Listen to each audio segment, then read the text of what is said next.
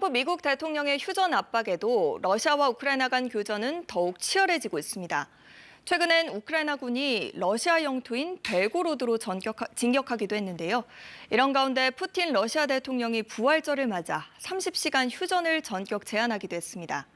우크라이나 전쟁을 둘러싼 각국의 셈법이 복잡해지는 양상입니다. 한국국방연구원 두진우 연구위원과 월드이슈에서 알아봅니다. 푸틴 러시아 대통령의 부활절 30시간 휴전 제안을 두고 여러 가지 해석이 나오고 있습니다. 전황이 복잡하게 전개되는 상황에서 나온 이번 휴전 제안, 어떻게 봐야 되겠습니까? 네, 부활절 기적은 없었습니다.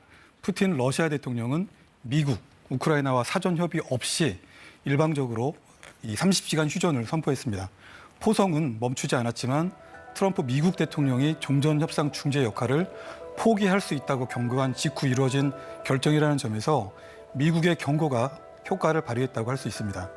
푸틴 대통령은 트럼프 대통령의 기대를 일부 충족하고 또 러시아가 종전협상에 전향적으로 접근하고 있음을 이 국제사회에 보여주고자 했습니다. 반면 젤렌스키 우크라이나 대통령은 푸틴 대통령의 결정에 위선적인 행위라고 비판했고 또 미국과 러시아가 합의한 이 30일 임시휴전안을 이행하라고 푸틴 대통령을 압박했습니다. 푸틴 대통령은 완전한 승리로 이 전쟁을 종결짓고자 하는데 정치적 필요에 의해 군사상 작전적 정지를 선택하는 것은 우크라이나군의 재정비의 시간을 제공할 수 있다고 판단합니다. 또 우크라이나군은 러시아 본토 벨고라드를 기습 침공해 종전협상에서 유리한 위치를 확보하기 위한 특단의 조치를 시행하고 있습니다. 네, 트럼프 미국 대통령이 양측이 이번 주에 협의하길 기대하겠다 이렇게 말하기도 했는데 사실 상황이 쉬워 보이진 않습니다. 이 양측의 협상이 진전되기 위해서 꼭 필요한 조건들 어떤 것들이 있을까요? 네, 평화의 길은 여전히 멀고 험하기만 합니다.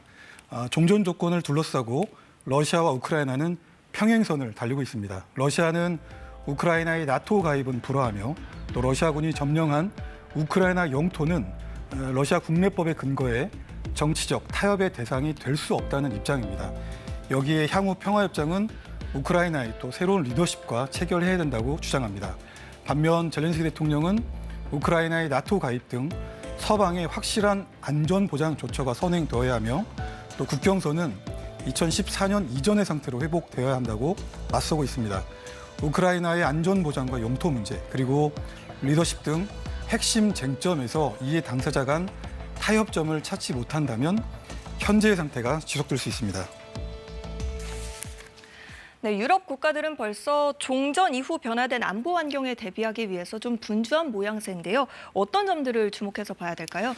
네, 유럽은 우크라이나에 대한 안보 지원을 위해 사실상 미국이 배제된 의지의 연합을 출범시켰습니다. 여기에 제2차 세계대전 이후 최대 규모의 국방비를 편성해서 유럽 중심의 독자적 그리고 집단적 방위 역량을 확충한다는 계획입니다. 먼저 독일, 프랑스, 영국을 주축으로 구성된 국제평화유지군 창설 및 우크라이나 파병이 논의되고 있습니다. 또 최근 유럽은 약 8천억 유로 원의 유럽 재무장 계획을 발표했는데요. 향후 4년간 대규모 예산을 투자해 유럽의 방위 산업과 또 국방력을 재건하고 미국산 무기 의존도를 획기적으로 낮춘다는 내용입니다. 마크롱 프랑스 대통령은 유럽 동맹국의 안전을 위해 핵 우상 공유 의지를 밝히는 등 유럽판 확장 억제 논의도 시작됐습니다. 또 독일 정치권은 최근 인프라 국방 투자를 위한 기본법 개정안을 가결해 재무장 준비를 강화하고 있습니다. 폴란드와 발트 3국은 징병제 부활과 예비 전력 강화 그리고 군비 확충 등을 통해 러시아 위협에 적극 대응하고 있습니다. 네, 다음 달 9일이 러시아 전승절이지 않습니까? 나치 독일을 상대로 한 2차 세계대전 승전을 기념하는 날인데 이 자리에 김정은 북한 국무위원장이 초대될 수도 있다는 이야기가 나오고 있습니다. 어떻게 보십니까?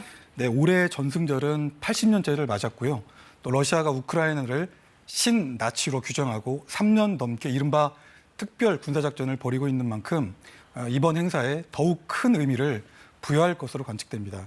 지난 3월 쇼이구 러시아 안보서기가 평양을 방문해 김정은 북한 국무위원장을 만나 북한군의 열병식 참여와 김 위원장의 러시아 방문 등을 협의한 걸로 알려졌습니다. 다만 김 위원장이 다자회의 무대에 참석한 전례가 없다는 점은 변수로 작용할 수 있습니다. 또 최근 불편한 북중 관계를 고려할 때 시진핑 중국 국가주석 참여가 확정된다면 김 위원장 참여 가능성은 더 줄어들 수 있고 또 미국과의 관계 개선을 염두에 둔 러시아로서도 북중러 세 나라 정상이 모이는 모습은 부담스러울 수도 있습니다. 하지만 전승절 참여로 이익이 더 크다고 김 위원장이 판단한다면 모스크바행은 이루어질 수 있다고 봅니다. 네, 월드이슈 한국국방연구원 두진호 연구위원과 함께했습니다. 잘 들었습니다.